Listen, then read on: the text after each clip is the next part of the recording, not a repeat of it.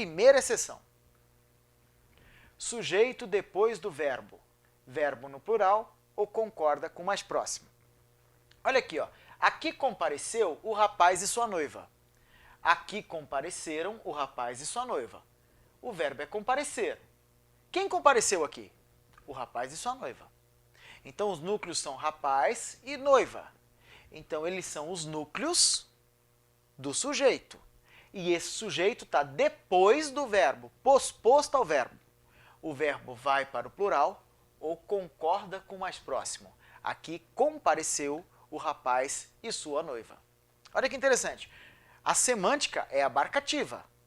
Quando eu digo aqui compareceu o rapaz e sua noiva, a noiva compareceu também, certo? Mas é importante que você saiba que a concordância atrativa permitirá que o verbo, além de ir para o plural, também concorde com o mais próximo. Aqui compareceu o rapaz e as noivas. Aqui compareceram o rapaz e as noivas, certo? Quem compareceram aqui? O rapaz e as noivas. Então, olha, o sujeito está depois do verbo? Está. Verbo no plural ou concorda com o mais próximo. Independente do outro estar no plural, o que importa é o mais próximo, concordância de atração. Aqui compareceu os rapazes e suas noivas. Aqui compareceram os rapazes e suas noivas. Quem que compareceram aqui? Os rapazes e suas noivas. O sujeito está depois do verbo? Tá. Sujeito depois do verbo entrou na primeira exceção? Entrou. O que que acontece? Verbo no plural ou concorda com o mais próximo, que também é plural. E se ele também é plural, não cabe o singular. Então, aqui compareceu os rapazes e suas noivas, está errado. Veja como caiu aí em concursos, né, frases similares. Faça o exercício na tela.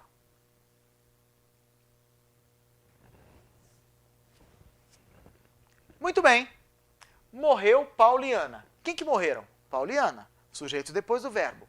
Verbo no plural ou concorda com o mais próximo. Então, a C está certa e a D também está certa. Nasceu meninos e meninas. Quem que nasceram? Meninos e meninas. O sujeito depois do verbo. Verbo no plural ou concorda com o mais próximo, que também é plural. M de Maria está errada, N de navio está certa. Vamos agora à segunda exceção do sujeito composto. Núcleos sinônimos, verbo no plural ou concorda com o mais próximo. A dor e o sofrimento nos atrapalham. Quem nos atrapalham? A dor e o sofrimento. Só que dor está no mesmo campo semântico de sofrimento. Eles são próximos, cuidado. Não existe sinonímia igualitária, não tem sentido igual, é sentido parecido. Então, dor está no mesmo campo semântico, é parecido com sofrimento, certo? Com núcleos sinônimos, o verbo vai para o plural ou concorda com o mais próximo. Se alguém lhe para na rua e diz assim, nossa, a dor e o sofrimento nos atrapalha, né? É bem capaz que você vire para a pessoa e diga assim, achando que está corrigindo a pessoa. É, atrapalham mesmo. Mas a pessoa está certa, porque são núcleos sinônimos. Com núcleos sinônimos, o verbo vai para o plural ou realça ao mais próximo. Agora, será que a pessoa que está certa sabia que estava certa? Ou é porque fala tudo errado mesmo? E aí, nessa daí, ela deu sorte. Aí não tem como descobrir, né? Aqui, ó. As dores e o sofrimento nos atrapalham. Quem nos atrapalham? As dores e o sofrimento. Não é o número plural que vai ser o determinante para que nós tenhamos, veja bem, não é o fato de estar no plural que vai ser o determinante para que nós tenhamos mudança de sinonímia. Então, dor continua sinônimo de sofrimento. O que acontece com o verbo? Vai para o plural ou concorda com o mais próximo? Sofrimento atrapalha. A dor e os sofrimentos nos atrapalham. Quem nos atrapalham? A dor e os sofrimentos. São sinônimos, professor? Claro! Núcleos sinônimos. Verbo no plural ou concorda com o mais próximo, só que o mais próximo também é plural. Então, aqui não cabe o singular. Beleza? Faça o exercício que está na sua tela.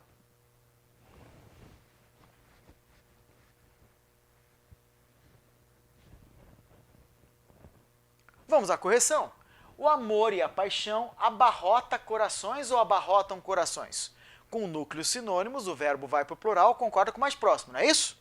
Se fosse o caso. Não é o caso. Os verbetistas, os dicionários vão dizer que amor é o sentimento de verdadeira entrega a outrem. Está no campo do coronário, o amor ele pode ser desenvolvido entre um casal, entre familiares, amor de pai, amor de irmão, amor de vó, ele pode ser desenvolvido por animal de estimação, você pode ter amor por um objeto herdado do seu pai que morreu. Então o amor ele é o sentimento de verdadeira entrega a outrem. Já a paixão, olha o que dizem os dicionários, é o sentimento abarrotador, ligado à atração sexual, ele está no campo carnal. Olha só, eles vão dizer que a paixão pode ser sinônimo de sofrimento, por isso se usa paixão de Cristo, o sofrimento de Cristo na cruz, certo? Então, paixão é diferente de amor. Então, como eles não são sinônimos, nem próximos, é que o problema é que às vezes você está junto, ama e não está apaixonado. Tá junto, apaixonado, mas não ama. Ou então tá junto, amando e estando apaixonado ao mesmo tempo. Ou então também tá junto sem nenhum dos dois, certo? Independente de como esteja a sua situação atual, ou nem tem ninguém para sentir isso, porque decidiu estudar para concurso, o que é ótimo. Se não casou, eu digo assim, ó, para todos os meus alunos em sala de aula em cursinhos em Brasília, Curitiba, Brasil afora aí. Se não casou, não casa, toma posse primeiro. Isso!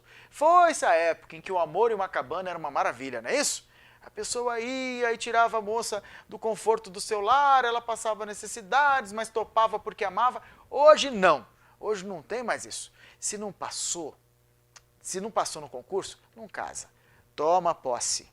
A estabilidade financeira, a estabilidade profissional fará de você um filho, uma filha melhor, um marido, uma esposa melhor, com certeza. A vida pública, a carreira pública, ela lhe dá essa segurança é transferida para as outras situações. Então eu digo assim, olha, tá lá no cursinho? Azara no cursinho. Pensa assim, ó, aquele ali, aquela ali vai passar.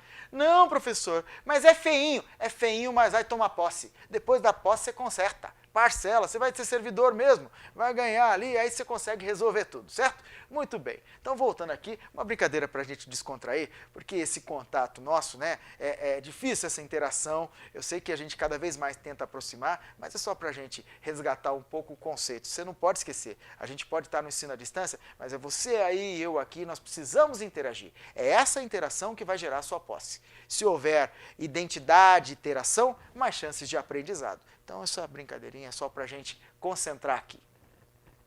Amor não é sinônimo de paixão. Se não são sinônimos, verbo no plural, porque entrou na regra geral. A letra E está errada e a letra F está certa. Filosofias e pensamentos sempre existiu. Filosofias e pensamentos sempre existiram. Muito bem. Olha aqui comigo, ó. Mesmo que você acreditasse que são sinônimos, verbo no plural concorda com o mais próximo, que seria plural. Então só caberia o plural. Então a letra O está errada e a letra P está certa. Vamos agora à terceira exceção da concordância verbal. Núcleos em gradação. Verbo no plural ou concorda com o mais próximo. Você precisa ter pelo menos 3 núcleos. Tem que ser 3 ou mais núcleos, e esses núcleos precisam estar em ordem crescente ou em ordem decrescente. Certo? Beleza. Em ordem crescente ou em ordem decrescente. Certo? Aí você vai observar o seguinte desses núcleos. Um século é maior do que um ano, que é maior do que um mês. Então nós temos uma ordem decrescente. Certo? Se eu tenho uma ordem decrescente e eu tenho pelo menos 3 núcleos, eu tenho gradação. Não confunda com graduação, hein? Graduação é faculdade, certo? Gradação, eu tenho os termos em ordem. Então, se eu tenho gradação, verbo no plural ou concorda com o mais próximo. Um século é maior do que um ano. E um ano é maior do que meses? A palavra meses está dizendo o quê? E se forem 14 meses? Essa palavra mês aí pode significar 14? Claro que não. A semântica quantificadora esbarra no próximo e consequente elemento semântico quantificador. A semântica quantificadora de um vocábulo esbarra no próximo elemento próximo e consequente elemento quantificador. Então, ó, depois de mês vem ano, certo? 12 meses é um ano, certo? Então, se eu não especificar a quantidade de meses numa gradação, é óbvio que eu estou falando de 2 a 11 meses, menos do que um ano. Isso é muito importante entender. Jonas, mas e se eu quiser falar 14 meses? Certo, trabalhei naquela empresa 14 meses. Mas se você disser, trabalhei naquela empresa vários meses, ou trabalhei meses naquela empresa, isso não pode significar 14. Certo? Só se você disser assim, trabalhei 14 meses, trabalhei 1 ano e 2 meses, certo? Então, a semântica, ela esbarra no próximo e consequente elemento quantificador. Um século, um ano, meses. Então, esses meses são menores do que, temporalmente, do que um ano. Tem escadinha, gradação, verbo no plural, ou concorda com o mais próximo, que também é plural. Um século, um mês, um ano farão diferença. Um século, um mês, um ano. Ó, um século é maior do que um mês, mas um mês é menor do que um ano. Se eu tenho eu não tenho gradação. Século, mês, ano. Se eu não tenho gradação, não entrou na exceção. Então é regra geral. E na regra geral, verbo no plural. Então, mesmo o mais próximo no singular, mesmo. Na regra geral, não importa o mais próximo. Se não entrou na exceção da regra, na exceção 3, é porque é regra geral. Se é regra geral, verbo no plural. Faça o exercício que está na sua tela. Muito bem, 1 hora é menor do que um dia, mas um dia é maior do que um minuto. Se não há gradação, é regra geral, verbo no plural. A letra A está errada e a letra B está certa. O relaxamento, o sono, o sonho. Relaxa, dorme e depois sonha. Está em ordem crescente. Gradação, verbo no plural ou concorda com o mais próximo. G e H estão certas.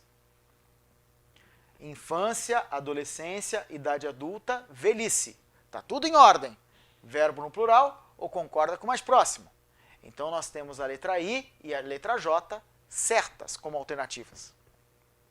Assalto, dá o tiro para depois a pessoa morrer. Então, assalto, morte e depois o tiro não está em ordem, não está em gradação.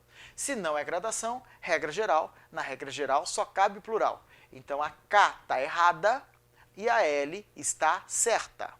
Se não é gradação, regra geral, na regra geral só cabe o plural. Então, a K está errada e a L está certa. Pode fazer o próximo exercício. Muito bem, olha aqui, ó.